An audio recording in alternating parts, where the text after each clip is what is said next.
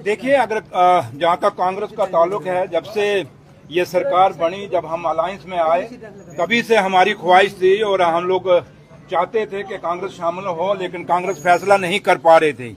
और अब कांग्रेस फैसला कर रही है और हमें और आपको मुझे लगता है सबको खुश होना चाहिए, क्योंकि अलायंस पार्टनर है और जो कांग्रेस भी बीच में आ जाए तो ज्यादा मजबूती से सरकार चलेगी और लोगों के काम आएंगे। और क्योंकि वो हमारे अलायंस में है, उनका राइट बनता है कि वो हमारे अलायंस में आए, तो इसलिए थोड़ा सा देर हुई है, लेकिन अब वो आएंगे अलायंस में, जो हम उम्मीद कर रहे हैं। और इस पे आखिरी फैसला जो है वो कांग्रेस ने लेना है। जैसे कायदे सानी डॉक्टर फारूक अब्दुल्ला साहब ने भी एक बाइट में कहा और आप लोगों ने खुद उसको चलाया भी है, तो लिहाजा उम्मीद करते हैं कि कांग्रेस हमारे साथ बहुत जल्दी अलायंस में शामिल होगी। सरकार के अंदर अलायंस में तो शामिल है, लेकिन सरकार में शामिल होगी। सर, कांग्रेस को ऑफर क्या करेंगे नेशनल कॉन्फ्रेंस, जिसके आधार पर वो सरकार में आएगी? कितनी सीटें? हम बीजेपी के लोग नहीं हैं, हम बीजेपी वाले नहीं हैं कि खरीद फरोख्त करते हैं।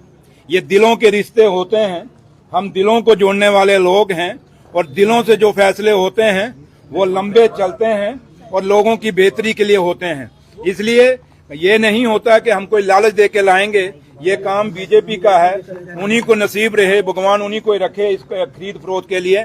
नेशनल कॉन्फ्रेंस का ना कभी भी इसमें हमने कभी बिलीव नहीं किया और कभी इसमें यकीन नहीं किया कि हम खरीद फरोख्त करके या कोई लालच करके किसी को साथ लाएंगे। नहीं, कांग्रेस साफ दिल से, साफ नियत से अलायंस में आई है और उम्मीद करते हैं कि बहुत जल्दी वो सरकार में भी, गवर्नमेंट में भी शामिल होगी। साहब, कितना कठिन है नई अगर आप कैबिनेट बनाने की कोशिश करें, चाहे नेशनल कॉन्फ्रेंस के लिए भी, कांग्रेस के लिए भी, क्योंकि सीटें मंत्रालय कम है और लोग ज्यादा। सर, बीजेपी कह रही है कि अगर रिशफल होता है तो सरकार गिर जाएगी।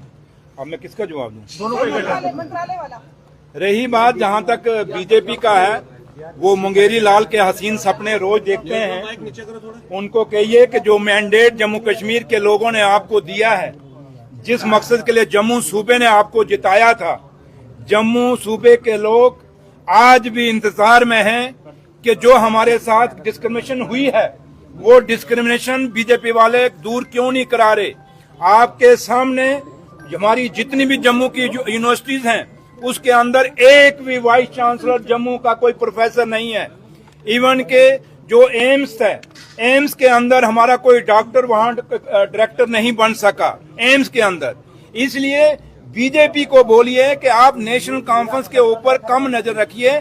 आपने जो डिस्क्रिमिनेशन, ये क्या डिस्क्रिमिनेशन नहीं है कि जम्मू के प्रोफेसर और डॉक्टरों को कोई वाइस चांसलर, कोई डायरेक्टर कोई बनने का हक नहीं है? क्या ये इतने नालायक हैं हमारे प्रोफेसर? क्या हमारे डॉक्टर इतने नालायक हैं कि वो वाइस चांसलर नहीं बन सकते? क्या वो एम्स के डायरेक्टर या IIM या IIT के डायरेक्टर नहीं बन सकते?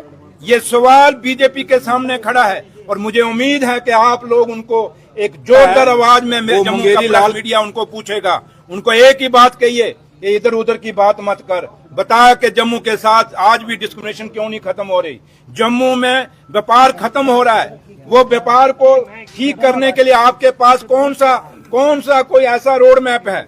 बीजेपी के लोगों को पूछिए कि 28,000 करोड़ का पैकेज आया था जम्मू कश्मीर की इंडस्ट्री के लिए, जो जम्मू कश्मीर की पुरानी इंडस्ट्री है, जो शेख साहब के टाइम लगी, जो डॉक्टर फारूक अब्दुल्ला साहब के टाइम इंडस्ट्रीज लगी, जो उमर अब्दुल्ला साहब के टाइम में इंडस्ट्री स्टेट बने। और खास कर जम्मू के अंदर आप चले जाइए, गंग्याल इंडस्ट्री स्टेट के अंदर, बड़ी ब्राह्मणा इंडस्ट्री स्टेट के अंदर, आप चले जाइए सांबे के इंडस्ट्री स्टेट के अंदर, आप कठुए के इंडस्ट्री स्टेट और बाकी जहां जहां भी हमारे इंडस्ट्री स्टेट हैं, जहां कश्मीर में है, जरा पूछ लीजिए क्या जम्मू कश्मीर की जो पुरानी इंडस्ट्री है उसको पैकेज में से कुछ मिला है? कुछ नहीं मिला। क्या बीजेपी के लोग इस पे बोलते हैं? कभी नहीं बोलेंगे और ना ही बात करेंगे। इसलिए जहां जो मुद्दे हैं, जो जम्मू के लोगों ने जिस मुद्दों के लिए बीजेपी को जिताया था, बीजेपी उस पर क्यों नहीं बात करती? और मुझे लगता है आपको भी इन मुद्दों पे उनको सवाल पूछने चाहिए। कुछ मुद्दे और भी हैं। सर, बिजली का टैरिफ बढ़ा दिया गया है, बिजली बढ़ा दी गई है सरकार द्वारा, इस पर बिजली का टैरिफ बढ़ा दिया गया है। देखिए, बिजली के टैरिफ का यहाँ ताल्लुक, आप बार बार बिजली पूछते हैं, आप कहते हैं उस पर उमर साहब ने बिल्कुल क्लियर बात कही, कोई इतने ज्यादा नहीं बढ़े। लेकिन पिछले 12 साल में बीजेपी और PDP की सरकार में थोड़ा कंपेयर करिए ना भैया, आप भी थोड़ा काम करिए ना। आप खुद कुछ काम करते हैं, हमें सवाल पूछने आ जाते हैं। आप ये थोड़ा काम करिए कि पिछले 12 साल का थोड़ा निकालिए ना कि भाई बीजेपी के दौर में बिजली की दरें कितनी बड़ी थी, बिजली के बिल कितने बड़े थे और हमने कितनी बारी एमनेस्टी दी। आपके लोग कमर्शियल भी और डोमेस्टिक कितनी एमनेस्टी हमने अपने जब से ये सरकार 2 साल में बनी कितनी एमनेस्टी दी, अभी भी एक्सटेंड की। लेकिन पीडीपी और बीजेपी के दौर में कितनी एमनेस्टी, बिजली में लोगों को बिल माफ किए गए, हमारे दौर में कितने किए। और उसके बाद जरा थोड़ा बीजेपी को पूछिए चीनी कैसे किलो है, 70 है कि 75 रुपए किलो है, जरा पूछा आपने? आप पूछ रहे हैं कि दालें कितने रुपए किलो हैं, आप पूछ रहे हैं सब्जी का रेट क्या है, प्याज का। सुनिए भैया, सवाल पूछोगे जवाब तो देने को तो आप क्यों लगे, पहले रुक तो जाओ, सब्र रखो। आप भी बीजेपी की तरह जल्दबाजी में रहते हो। अब आप मुझे बताएं कि प्याज का रेट क्या है। जब बीजेपी और पीडीपी से जो सरकार से पहले प्याज क्या था और आज जब बीजेपी की सरकार, प्योरली बीजेपी की सरकार है इस देश में, क्या बीजेपी के लोगों को पूछो कि एक प्याज आम गरीब खाता है, एक दाल एक आम गरीब खाता है, एक आम जो बिजली तो बड़े बड़े लोगों को जो आप बड़े बड़े अमीर लोग हैं वो बातें करें, लेकिन गरीब आदमी जिसका एक बल्ब जलता है, मुझे बताएं वो उसको बेचारे को क्या पता कि बिल बढ़ा नहीं बढ़ा। उसको ये पता है कि मेरी चीनी जो मैंने चाय पीनी है, कईयों को चस्का होता है, जब तक चाय ना पीने सुबह नींद नहीं खुलती, उनके लिए चीनी का रेट बढ़। क्या आपने पूछा उनको? जरा ये सुनील शर्मा साहब को बिजली, प्याज, दालें, सब्जियां इनका रेट पूछ लीजिए।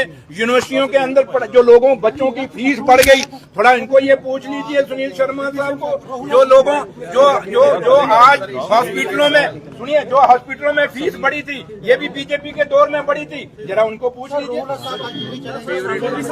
अशोक कोल ने कहा है कि वो अपने पार्टी के लोगों के साथ बात करके हो सकता है कि नेशनल कॉन्फ्रेंस को टाका लगाएगा। इतने इम्पोर्टेंट इशू सब पूछ रहे हैं, बिजली की दरें क्यों बढ़ गई, महंगाई क्यों हो गई, बीजेपी जम्मू की डिस्क्रिमिनेशन क्यों नहीं दूर कर रही। आप क्या राहुल साहब पे जाके सुन खड़ी हो गई? रोला साहब क्या करेंगे, उनका अपना फैसला है। उसमें डॉक्टर साहब ने भी, मेरे लीडर कायदे सानी डॉक्टर फारूक अब्दुल्ला साहब ने भी कह दिया। मुझे नहीं लगता कि मुझे उस पर कोई बयान देना चाहिए, ये राहुल साहब का अपना पर्सनल फैसला होगा। और जहां तक मेरी पार्टी की लीडरशिप है, चाहे उमर साहब है, चाहे डॉक्टर साहब डॉक्टर फारूक अब्दुल्ला साहब है, उस पर तफसील से उन्होंने कहा हुआ है। और मुझे नहीं लगता कि मेरा इतना पद है कि मैं किसी पार्टी के मसले पे कुछ बात रखूं, मेरा नहीं बनता। सर एक सवाल सर, धारा 370 को लेकर सवाल है, धारा 370 को लेकर आप सवाल है, आपको लगता है कि जब तक प्राइम मिनिस्टर नरेंद्र मोदी है तब तक धारा 370 वापस आ सकती है? स्टेट भी लेंगे, 370 भी लेंगे, स्पेशल स्टेटस भी लेंगे, हमारे बच्चों की नौकरियां, हमारे गरीबों की जमीनें बाहर के लोगों को नहीं लेने देंगे। ये वादा बीजेपी ने किया था, अगर आपको याद होगा। पार्लियामेंट में कहा गया कि जम्मू कश्मीर के रोजगार बाहर के लोगों को नहीं लेने देंगे, जम्मू कश्मीर के लोगों की जमीनों को बाहर के लोगों को नहीं लेने देंगे। इसलिए जितनी हमारी जिम्मेवारी है स्पेशल स्टेटस के लिए और स्टेटहुड के लिए, उससे दुगनी जिम्मेवारी बीजेपी के लोगों को है। अब बीजेपी के लोग क्या करते हैं, क्या जम्मू कश्मीर के लोगों को धोखा देते हैं या इंसाफ करते हैं, ये फैसला उन पे है। 2029 में लोग जरूर बीजेपी को जवाब देंगे। अब जम्मू के लोग भी इनकी बातों से thank you sir, thank you sir. 2 सितंबर को घेराव है बीजेपी का श्रीनगर में। यार मैंने कहा ये जो बातें मैंने पूछी हैं आपको, जरा बीजेपी को घेराव करने से पहले पूछ लो। आप मुझे बताएं, कल ये अशोक कोल साहब कहीं एक बयान दे रहा था, जो आप सवाल पूछते नहीं हो क्योंकि आपको पता नहीं प्यार है अशोक कोल साहब से। वो क्या कह रहे थे कि उग्रवाद में पीडीपी और बीजेपी के कितने बच्चे कुर्बान हुए, ये सवाल ये पूछ रहे थे। अशोक कोल साहब को कहना कि आप क्या जम्मू कश्मीर के या हिंदुस्तान के बच्चों के साथ आपको इतनी नफरत है? बच्चा चाहे वो गरीब का मरे, बच्चा चाहे वो बीजेपी का किसी का शहीद हो, बच्चा किसी नेशनल कॉन्फ्रेंस या पीडीपी या कांग्रेस या किसी भी पार्टी का, या आम आदमी का भी बच्चा कहीं अगर मिलिटेंसी में मारा जाता है तो वो बड़ी दुख की बात होती है। ये कौन सी गिनती अशोक कोल साहब आप शुरू कर रहे हो? अगर आप ये गिनती शुरू करते हो तो अशोक कोल साहब, मैं जम्मू कश्मीर की बीजेपी को पूछना चाहता हूं, जब राम मंदिर की कार सेवा शुरू हुई थी, कितने जम्मू कश्मीर के वो लीडर हैं जिनके बच्चों की वहां कुर्बानी लगी थी? कितने लीडर थे बीजेपी के जिन्होंने अपने बच्चे वहां कार सेवा के लिए भेजे थे? वहां मुझे याद है, आज भी मैं उसमें कॉलेज में पढ़ता था, छोटे छोटे बच्चे आम घरों से जम्मू कश्मीर से गए थे। किसी भी बीजेपी के किसी भी लीडर का बच्चा वहां जाके नहीं गया था, या वहां शहीद नहीं हुआ था, या कुर्बान नहीं हुआ था। इसलिए ये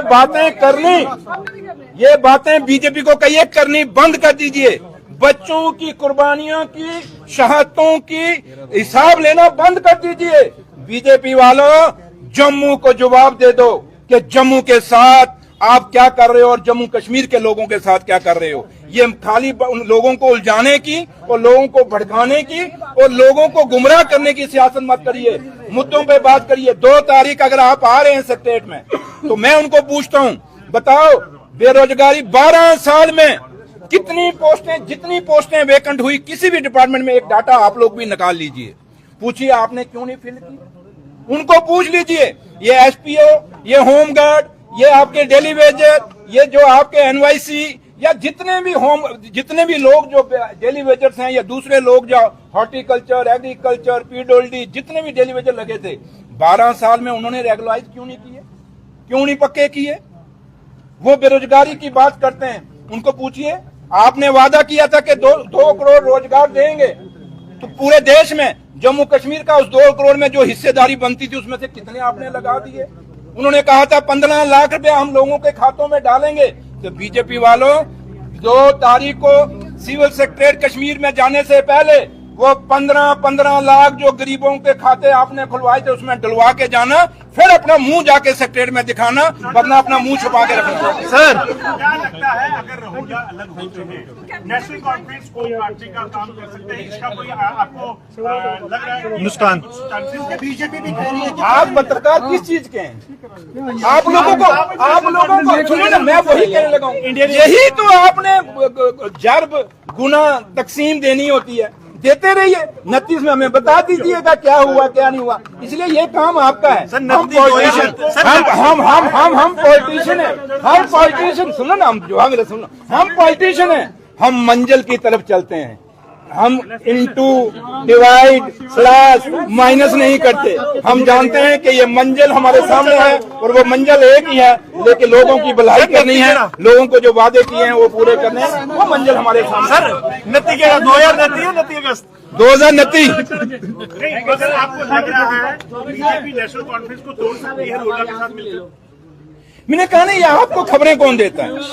मुझे लगता है आपको, मेरे ख्याल में ये, क्योंकि वैसे भी आप ये एजेंसी खुद कह रहे हैं कि वो करते हैं। मैं कौन करते हैं? बीजेपी करती है। क्या करती है? पार्टियां तोड़ती है कि नेशनल कॉन्फ्रेंस को तोड़ने का काम। भैया, अगर मैं बीजेपी से डरता होता तो मैं उसके प्रदेश अध्यक्ष को हरा के ना आता।